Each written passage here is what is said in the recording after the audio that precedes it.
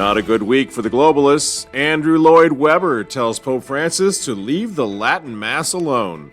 Plus, this bane of the globalist existence makes Hungary the most pro-life, pro-family country in all of Europe. Holy Catholic revival, Batman! 200,000 Catholic Hungarians demonstrate massive fidelity to the faith of our fathers.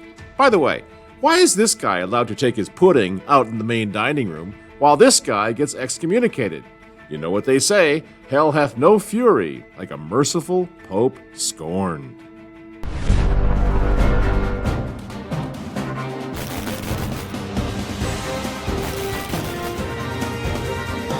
Good evening, ladies and gentlemen. I am Michael Matt. This is the Remnant Underground, coming to you from remnant-tv.com. Quick word of thanks. Thank you so much. Most everyone now is watching us at remnant-tv.com. Really good news. Good news for all of us. Good news for us. Thanks to you. We couldn't have done it without you. And it really does prove that breaking that sort of big brother, big tech stranglehold is possible. So thank you. Thanks so much for making the switch over there. Things are going really well at remnant-tv.com, thanks to you.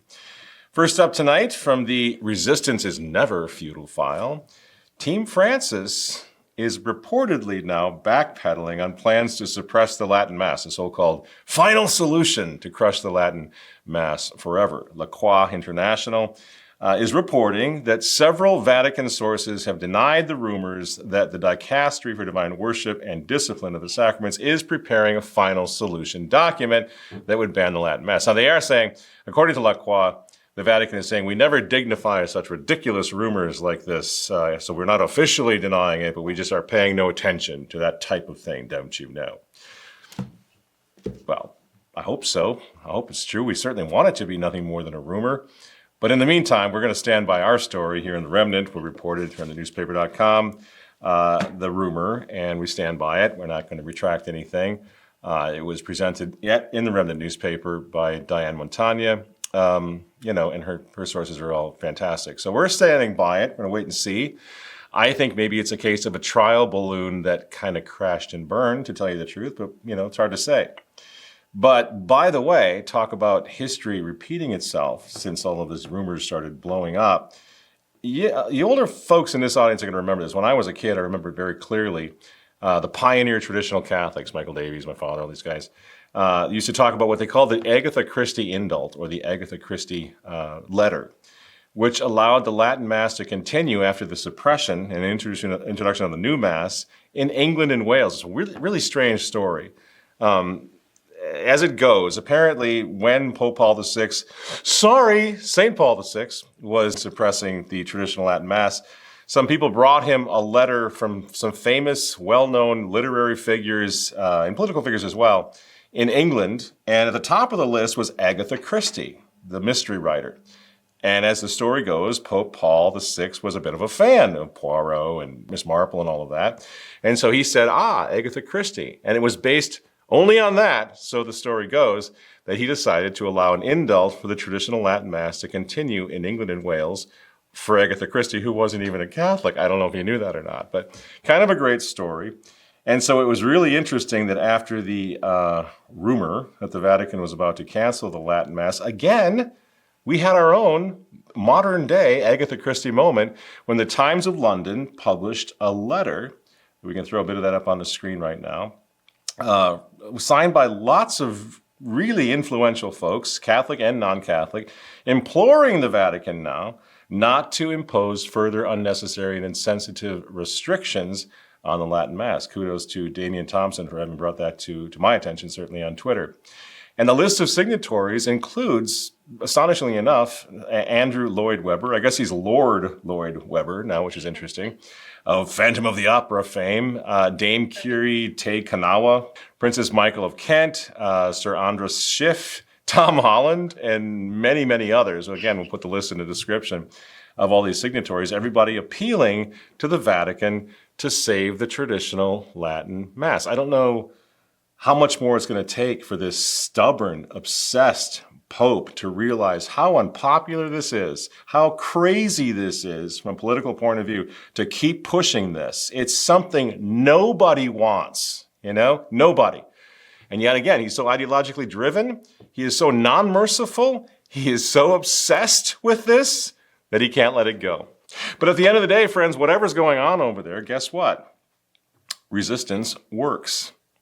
Rorate Caeli sounded the alarm initially. We sounded the alarm. We confirmed it. The Vatican leak on this rumored final solution went viral, and Team Francis backed down. And that's exactly what we're going to continue to do. And the beautiful thing is now, traditional Catholics, traditional Catholic press, the media, the serious ones, the ones who have been at it for a while, in our case 60 years, have got fantastic contacts around the world in the church, in the hierarchy, in the Vatican.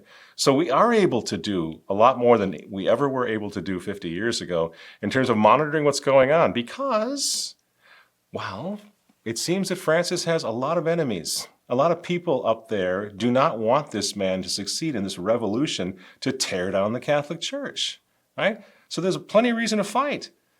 And so, yeah, rumors, leaks, they're going to get posted. They're going to get published in this newspaper, at remnantnewspaper.com, on this show down here in the Underground.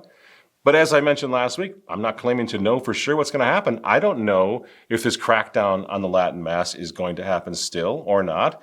But we need to stand up and start screaming when rumors like this come out. So we're going to get into a little bit more on this final solution, as well as today's big news, the automatic excommunication sentence, which was handed down by the Vatican to Archbishop Carlo Maria Vigano. But first, friends, tonight, our sponsor. It's very important that we keep the lights on down here. So our sponsor tonight is Charity Mobile, America's truly pro-life phone company. With 30 years in the business of helping the unborn, Charity Mobile right now is offering you guys a free phone with free activation plus free shipping. All you got to do is go to CharityMobile.com/RTV and make sure you use the promo code RTV at checkout. And if you want to donate to the Remnant, they also have the ability for part of your payment to go to the charity of your choice. The Remnant is on that list, so you can help us there as well at CharityMobile.com/RTV. So, what is going to happen now? We're heading up to this election, this presidential election, which is just such a dumpster fire, such a clown world freak show that it's hard to even understand what's going on. I mean, I have no idea. Do you know what's going to happen? Is Biden going to stay in here? I mean, I can't imagine why or how. Nothing right now makes any sense from a political point of view, of course. But this is not about politics as usual. This is about ideology. This is about revolution. This is about the dismantling of the United States of America. This is about the Great Reset, as we've been talking down here for 5 years, right? So don't take much of anything that you see on face value right now, because it's all a game. It's all fake and gay.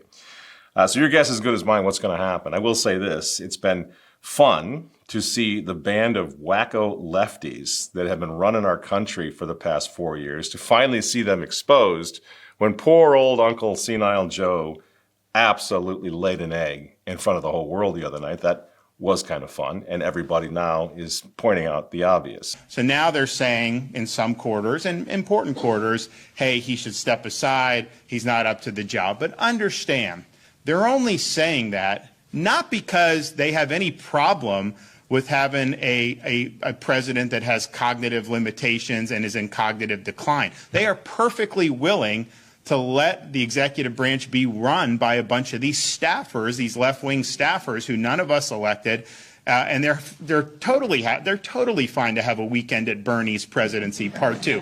They are totally fine with that. The reason why they're calling for that is not because they think it's important that a president can actually discharge the functions.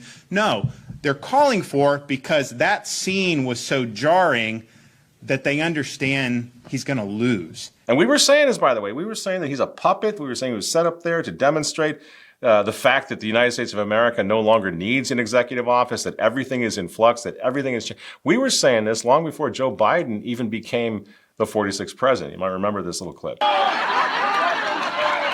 They don't need Joe Biden. They want to use him. He's going to be the biggest puppet ever in the history of this country. And at 12 o'clock noon, you see all these statues being torn down. We see buildings being burned. We see all this insurrection, all this riot, right? 12 o'clock noon, January 20th. If Joe Biden wins, he is going to be the monument to the U.S. presidency that they are going to tear down.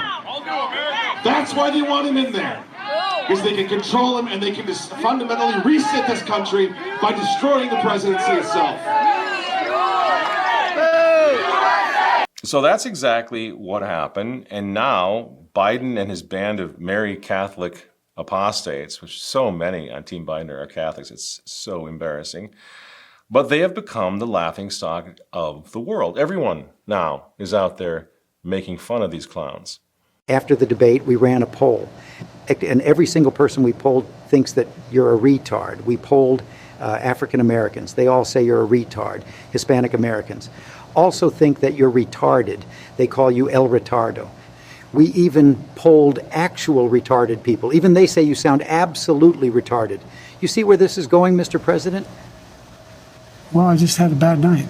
Unfortunately, the same level of stupidity is going on in the Catholic Church, only it's not nearly as funny, and the stakes are much higher, actually.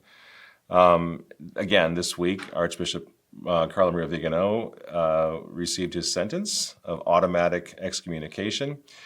As you know, I have my disagreements with Archbishop Vigano, but that Archbishop Vigano should be excommunicated at this particular time in history, right? With all the sexual scandals, all the financial scandals, all the rot in the Catholic Church, starting at the Vatican and going down. The fish rots at the head, right? With all of that going on, then guys like Ted McCarrick, he's just fine. He's having his pudding out in the main dining room right now. He's doing okay, you know? He never got excommunicated.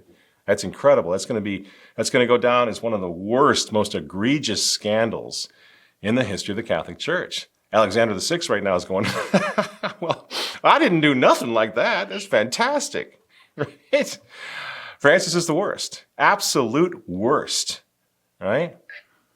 Vigano, Archbishop Vigano is out and Jimmy Martin is in. You know, they're just good people. Right? Jimmy Martin. Archbishop Vigano is out and Father Marco Rupnik is in still. The sexual predator pal of Pope Francis whose crappy artwork still hangs all over the walls of Christendom, the churches of Christendom, Catholic churches, all the way from Lourdes to Rome. It's still hanging there. Now imagine if you're a victim of sexual abuse, clerical sexual abuse, and you go to church and there, screaming at you from the wall of your church is one of the hideous murals of Father Rupnik, right? A serial predator. Do you think that anybody, do you think the pastor, do you think the bishop, do you think the pope actually cares about your plight as a victim when they can't even be bothered to take down this pervert's artwork? Everybody's seeing this now. I pointed out last week, Cardinal Sean O'Malley's like, hey guys, not good optics. This week, it's Bishop Joseph Strickland, who tweets, there should be no delay, no debate, no consideration, no compromise. The Rupnik atrocity should be removed immediately from all Catholic sites and apologies issued to the women violated by Rupnik. Anything short of this supports evil. God bless Bishop Strickland, who, by the way, will be at the Catholic Identity Conference, I'm thrilled to say. That's just the normal, natural reaction of any decent person, any decent Catholic to what's going on, to the scandal that we have to put up with as Catholics. Oh, you care so much about the victims, huh, Francis? The marginalized, right? The other? Unless the victims were violated by one of your friends. Holy cow. That is hideous. That is blasphemously bad, sacrilegiously sick, isn't it? And here's an example, by the way, of what His Excellency Bishop Strickland is talking about. This is the Basilica of Our Lady of the Rosary in Lourdes, France. I've been there many times. Beautiful place. It's where millions of sick and infirm pilgrims go every year to bathe and to pray, first to pray and then to bathe in the miraculous waters of Lourdes. Everybody knows about Lourdes, right? But now take a look at this picture just a little more carefully. We're going to zoom in here. What do you see? At the holy shrine in Lourdes. Well, that's the graffiti of a sexual abuser of Catholic nuns, a serial abuser. That's graffiti sprayed all over the walls of one of the most holy places in France. And it's evidently not going to come down, this artwork. no matter how many victims of Father Marko Rupnik stand up and scream their protest. This is the first time that two former consecrated women who allege they were abused by mosaic artist Father Marko Rupnik have spoken out publicly. It is a case that deserves transparency. The victims deserve it. The Jesuits deserve it, in my opinion. And so do all of the faithful who pray in churches and find themselves in front of a Rupnik mosaic. I was at the Vatican's sex abuse summit. I covered it a few years back. At this point, it seems like there is not a serious approach to addressing this so much as there's a political cover-up. And that's what I say. In all due respect, we are sort of angry at this point. And all the bleeding heart and gushing that went on about how much they care, right? Does anybody care about these ladies? Apparently not. Not even enough to take down the artwork. But Archbishop Carlo Maria Vigano just got excommunicated. Got it. Okay, got it. See where the priorities are here. And the thing is, friends, when you think about it from the point of view of what's happening in the world right now, while Team Francis is out there excommunicating their personal enemies, which is what this is. I mean, excommunicating the people who question their super dogma of Vatican II, an idea that was condemned by Ratzinger, that was condemned by Pope Benedict XVI, that everything starts at Vatican II and that supersedes all other councils. As we pointed out last week, Joseph Ratzinger was the one who said not all legitimate and valid councils were good. Many of them, he says, were a complete waste of time. And the final word on the benefits of Vatican II it hasn't even been spoken yet, said Joseph Cardinal Ratzinger, the future Benedict XVI. So Archbishop Vigano, who spent his whole life as a priest in the Novus Ordo, by the way, a Novus Ordo priest who supported Vatican II, the Church of Vatican II, in his old age, he starts going, wait a minute, there's something wrong. What is this? I don't recognize this as Catholic anymore. And he has to get excommunicated, right? But questioning the Second Vatican Council is not a mortal sin. It's not a heretical act, right? But they're calling it a schismatic act. This council created many calamities, so many problems, so much misery in reality. Seminaries closed, convents closed, the liturgy was banalized, and the true council has struggled to materialize, to be realized. Francis is making the mistake. As Napoleon said, when your enemy is in the process of making a serious mistake, don't interrupt him. Because Francis, what he's doing right now, the double standard that he's involved with, is something the entire world, even liberals, can look at and say that in the middle of the Me Too movement, what are you doing? We have the opportunity here to expose what's happening effectively. Because while he's out there excommunicating people like Archbishop Vigano, an elderly man now who's sick and tired of what's going on, like I said last week, a little cranky. While he's doing that, the world is falling into a darkness, a chaotic darkness, like I don't think has any precedent in human history. Gentlelady yields. Chair recognizes Ms. Mace from South Carolina. Thank you, Mr. Chairman. The Biden administration's Equal Employment Opportunity Commission in April of this year updated guidance on what constitutes sex-based discrimination. Insists that biological men use the bathroom or a locker room designated for biological men and not terrorize women and girls in the girls' bathroom. Workplace discrimination. Which leads me to my first question, Ms. Wiley. Can you define what a woman is? A woman is a person who says she is. Biological women are real women. A guy born as a man who wants to pretend to be a woman in a locker room with underage girls is disgusting. I have a daughter. She turned 14 last year. I took her to a store called Aerie. She was taken to her dressing room by a biological male in a miniskirt and a lace bralette. It is absolutely disgusting that we're redefining what women are and allowing men into women's private spaces. Just a few weeks ago or months ago, where this guy in his boxers is in the locker room shaving, and there's an underage girl in a towel in the locker room with him. This stuff is disgusting, and I'm going to do everything in my power as a conservative woman in this country, in Congress, to protect all of our women and girls from this lunacy that's happening in the country today. Thank you, Mr. Chairman. So good for her. God bless her. But on the other hand, can you even believe that we're actually talking about this stuff? Did you get used to it? Have we all gotten used to it? What is she talking about there? What is happening to us? What kind of monsters have we become? Are we now possibly, is it possible that we have officially become the sickest people, the most perverse, sick people in the history of the world? Is it possible? Think about this. Powerful people, as we just saw, powerful people in the halls of government, powerful governments actually want to pass laws protecting men who want to dress up like women and have access to little girls in the bathrooms of the world. Those guys were being arrested just a few years ago.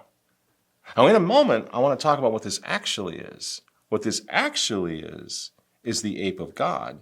What we're looking at is a new and demonic religion. It's not politics. This is a spiritual war where the so-called ruling elites, many of whom, let's not forget, are practicing Catholics, Joe Biden, Nancy Pelosi, AOC, Gavin Newsom, the list goes on and on. Catholics, right? Positively obsessed with the moral issues. What happened to the Catholic Church to produce such cretins, such miscreants? Obsessed with the moral issues. First and foremost, obsessed with protecting the rights, the inalienable right to infanticide, to kill babies in the womb. If you, the American people, send me a Congress that supports the right to choose, I promise you, I'll restore Roe v. Wade as the law of the land again. We cannot get used to this. Tonight, President Biden wrapping up the G7 summit in Italy after a private meeting with Pope Francis. The president, a devout Catholic, greeted the pontiff. A devout Catholic. This is real Twilight Zone stuff now, only much more demonic than anything Rod Serling ever thought of. To kill or not to kill babies in the womb is not a political issue, friends. It's a moral issue, right? Two guys getting married, two women marrying each other, gay marriage. This is not a political issue. This is a moral issue. This is a moral issue. It's a violation of the law of God, right? Transgender ideology is not political. Climate change is not political. Climate change is a credo, right, of a new religion that includes now a religious fanaticism such as most of us have never seen, a religious fanaticism. Right? Don't you see it? You see it every day, right? People, your neighbors, all over the place, all around you, lining up by the millions to vote for maniacal freaks, gurus, monsters, politicians who promise to cut off their food supply. Vote for me and I'll cut off your food supply. And we'll save the planet. Vote for me and I'll restrict your movement. I'll take your car away. I'll abolish your home and all the private property you have. You will own nothing and be happy. And then, while you're bored with nothing to do and you don't own anything, we'll cut off your body parts. Just come on down.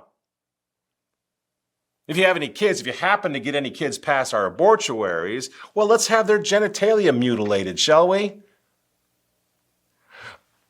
Murder your own babies in the wombs of your wives. We're going to protect that right forever for you. Well, what is this, friends? Oh, and by the way, vote for us and we will show you how. We'll protect you when you get tired of dear old mom and dad and you decide to terminate them through our new draconian euthanasia laws. I think that going up in Canada, right? Have you ever heard or have you ever even fathomed of a political platform that includes all this? If you think for 1 second that we're still dealing with politics, I'm sorry, you're missing the plot here, right? Brainwashed zealots by the millions are now ready, we'll call them Americans, but their brainwashed zealots are ready to sacrifice, aren't they? To sacrifice everything, even their lives, their logic, their reason, even their lives for this new religion. That's why it doesn't do any good to point things out. That's why you can't have any discussions or debates with these people. These are religious fanatics, such as the world has rarely seen. Although it's happened on the smaller scale.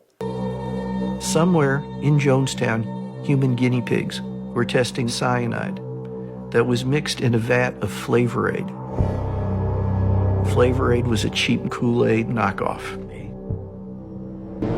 As people are gathering in the pavilion, Jones took the stage. And we don't have to wonder what was said that day. There was a tape running. It's known now as the death tape. How very much I've loved you. How very much I've tried my best to give you the good life. If we can't live in peace, then let's die in peace.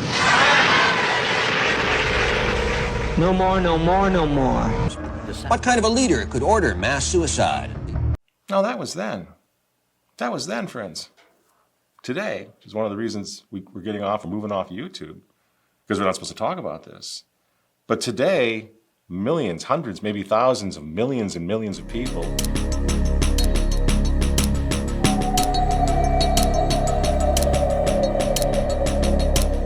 is horrifying. And why do the people do this to themselves? Why'd they do it? Why'd they submit to it? We didn't. It's one of the reasons I think Francis really hates us, is because pretty much as a whole, traditional Catholics refused to submit. So why did everybody else go for this? It's because we have a religion, we have a God, we have a moral code that prevented us from going and joining their religion, you see? They're doing this, they did all of this, poor people. They're deceived, of course, they're brainwashed, of course, but they're zealots. And they're doing this because the new religion demands it. So just as Catholics used to offer things up and make sacrifice and even be willing to be martyrs, right, for Christ, for the truth, you have the same thing happening now with this ape of God that's forming all around us. It's a new religion. And that's why the only thing that matters, the only force on earth that can stop this is the true religion, right? The traditional Christianity that everyone from Team Davos to Team Biden to Team Francis seems hell-bent on eradicating from the face of the earth. Do you see why we always have to go back here to Francis and what's happening in the Vatican? Because he's part of that new religion. He's making war on the old one. Why else would he be trying to target and terminate the Latin Mass of 2,000 years of church history, church patrimony, liturgical patrimony? Why else would he be doing that? So eradicating the old faith. So, well, that's too strong of a word. You can't say eradicate. They're not, really? Too strong of a word? Because right now, any country, there's a few of them that are left that are doing anything. But right now, any country that stands for the old religion, that stands up for the rights of God, that stands up for family and Christian morality, any country that does that is by their definition, by the definition of this new lexicon, this new moral code, this new religion, is by definition evil. Have you felt this? You've seen it. You've been told on TV who the evil ones are, right? It certainly isn't Joe Biden, right? It's not us. It's the evil ones over there in Eastern Europe. So here, for example, is what the face of evil looks like in the country of Hungary.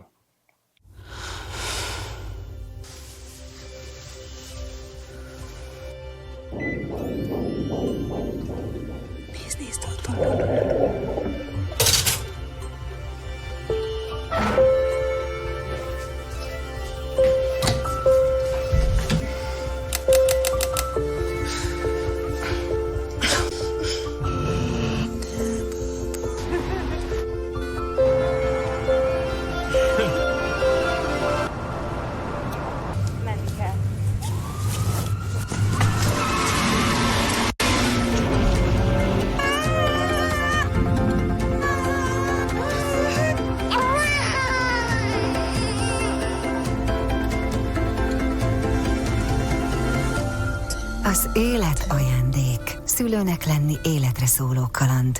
Ne hagyd ki.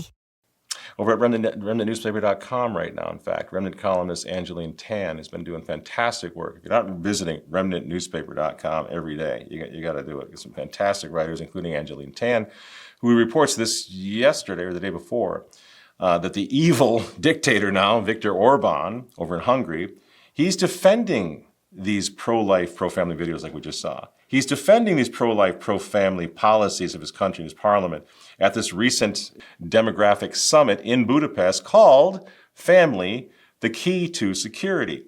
So we'll throw some of those images up on the screen. Now, this is an event at which the evil dictator personally spoke at this. A lot of Catholic bishops and priests were there as well. Probably Orthodox, I'm not sure who on the entire list. But the event organizers proudly advertised this. We'll throw this up on the screen as well. Well, listen, imagine if somebody was in our country was advertising the American government, the current administration in these terms.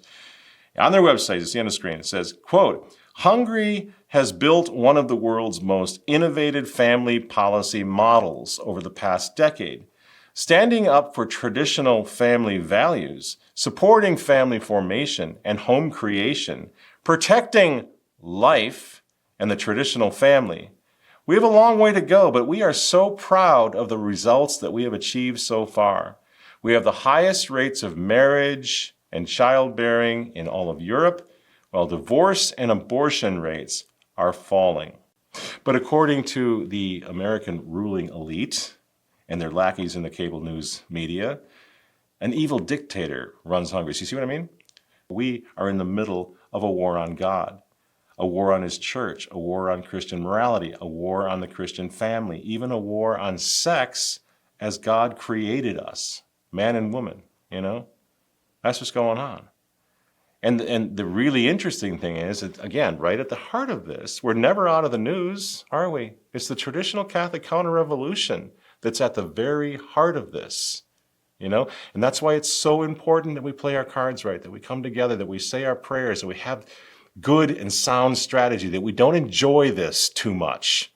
If you're looking at somebody on YouTube and they seem to be having just a lot of fun making fun of Bergoglio and you know, just really ripping on the whole crisis in the church, I can tell you this from personal memories. Whenever Archbishop Lefebvre spoke about the church of his time, even after they had declared an automatic excommunication against him, whenever he spoke about the Pope, Pope John Paul II, whenever he spoke about anything that was going on in the church, he practically had tears in his eyes. You can see this. Je suis prêt à aller m'agenouiller aux pieds du Saint-Père. Mais non pas pour lui dire, très Saint-Père, dites-moi de me faire protestant, demain je suis protestant. Jamais. When you look at his 1988 address, for example, he's like, we have changed nothing. We are just handing down what was given to us. We're keeping the faith. We are not revolutionaries, right? And you can see it in his eyes. He's practically crying, friends. And every one of us should have the same spirit no matter what happens, no matter how hard we fight. Our church, our mother is in chains. She's being scourged. She's being humiliated. She's being raped. This is not a time to take it loosely and make fun of everybody and, you know what I mean? That's just wrong, right? This is a war against God, and we have to find out how we can come together and prayerfully become the crusaders and the soldiers of Jesus Christ that God wants us to be. And that means suffering, and that means a level of seriousness and gravitas as we come together to fight and to keep the faith. This is why the only theater, if you will, in this war that matters to me is the one for the soul of the Catholic Church. It's the only one that matters. Until that's fixed, nothing else is going to make any difference. You know, nothing's going to make any difference. Nothing will have any shelf life. Nothing will last until the moral authority of Christ's church is restored. A moral authority which at the moment is calling for the blessing of sodomitical relations. Couples. And so what we have to do here, friends, is we have to pull ourselves up as best we can, and we have to understand that we're going to need to stand against the authority in the church, the worst pope in history. Okay, now what does that mean? I'm going to leave you with this because it's so important that we get this right.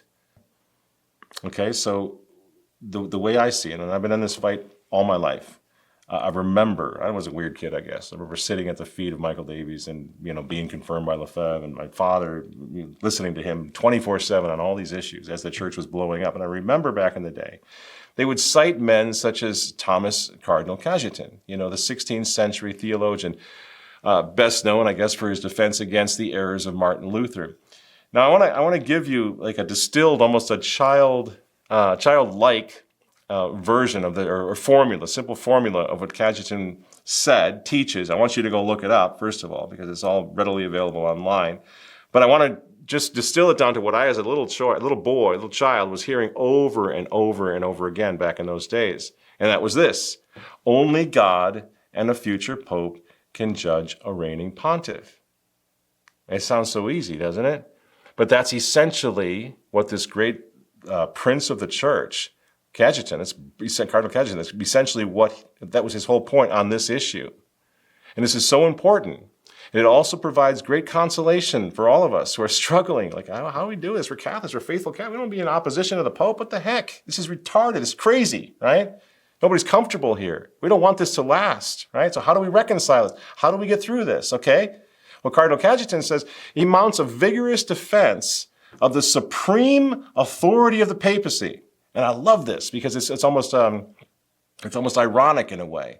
In the course of defending the papacy, the supreme authority of the papacy, established by Jesus Christ, upon this rock I will build my church, right?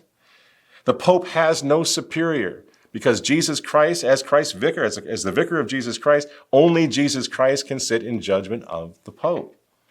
Does it begin to sort of make sense to you what we got to do? Remember, last couple shows ago, I said this thing with Francis, between Francis and God, we as lay people, we as sheep can just kind of wait and see, keep the faith and see how God resolves this. Well, that's basically Cajetan.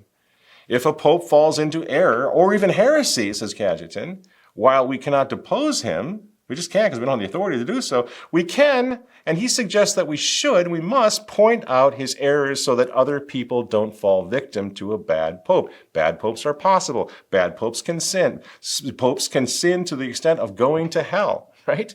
Stay away from the Protestant caricature which says the Pope is Christ, not the vicar of Christ. The Pope could never sin. That's what Catholics think. The Pope could never go to hell. That's what Catholics think. Absolutely untrue, right? So we can point out the errors of a bad pope, even refuse to obey him, and anything that he says or he orders which contradicts the faith, right? This is the position. This is the one that's been tried and true all my life, 50, 60 years.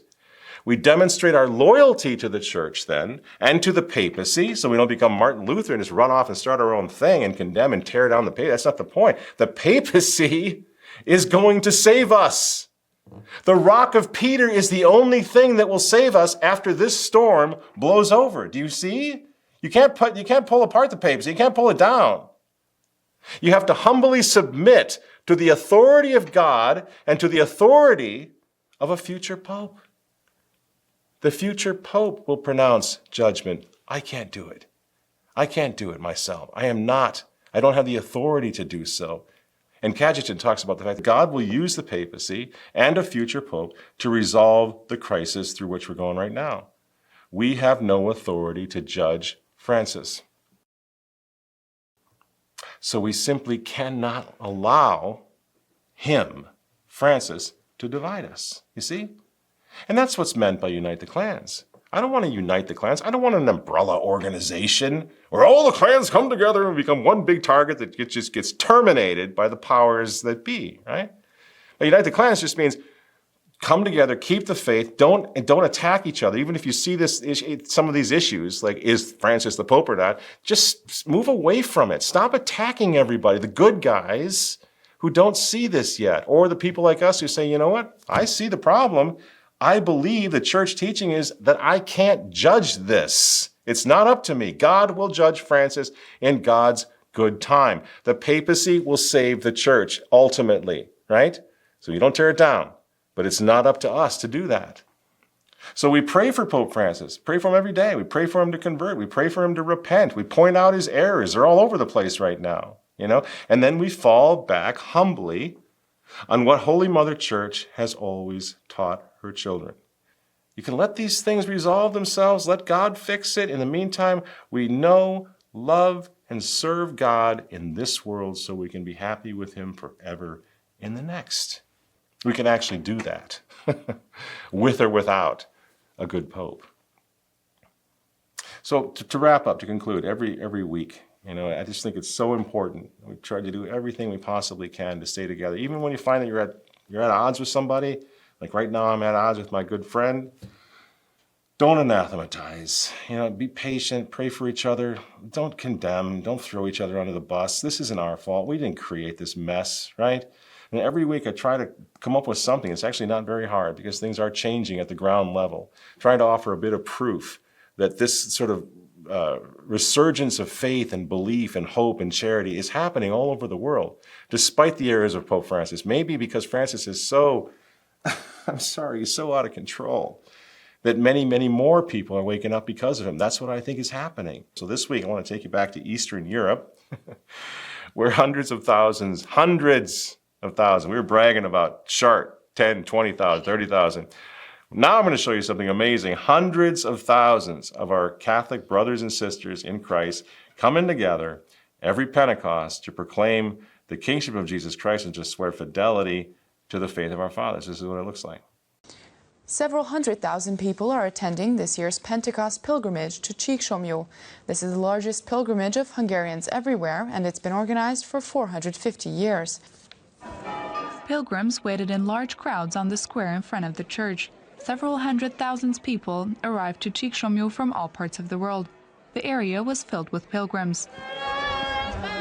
Pilgrimage started with the traditional procession as usual. The crowd moved to the venue of the Holy Mass. Every year, more and more people come by foot to the Pentecost event. The Csíksomlyó pilgrimage's motto this year is a request put into words 450 years ago: "Keep us in the faith of our ancestors."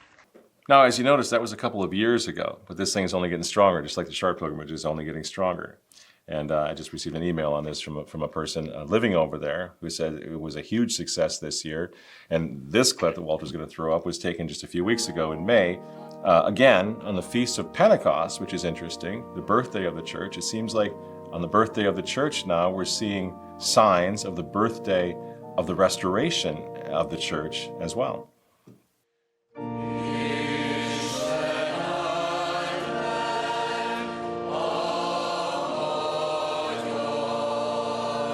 Even after 70 years behind the Iron Curtain, oppressed by an evil, communist, atheist regime, the faith of our fathers is emerging. It's survived. It's blossoming. It's coming back, friends. Right? It's a sign from heaven. That's what we can expect in the future throughout the whole world. If they can survive the Soviet lockdown, we can survive the COVID lockdown, right? And whatever stupid climate lockdown might be in forthcoming in the future. They kept the faith. They kept the faith in Eastern Europe, in Hungary, in Romania, in Poland, in Russia, and down south. They kept it in Africa. We're going to find that out in a few weeks when I go to Africa and unite with the clans down there who've kept the faith, right? So now it's just up to us today to keep the faith here in America. We got to do this, and we're doing it. We're going to make it. Can't give up. Can't get bitter. Can't get stupid. Stay united.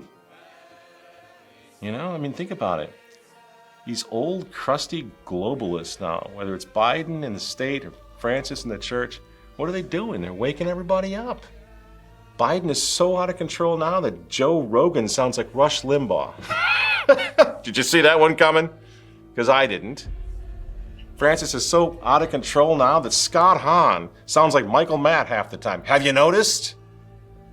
Sorry, Scott, but it's true. I mean, everybody is moving in the direction of tradition.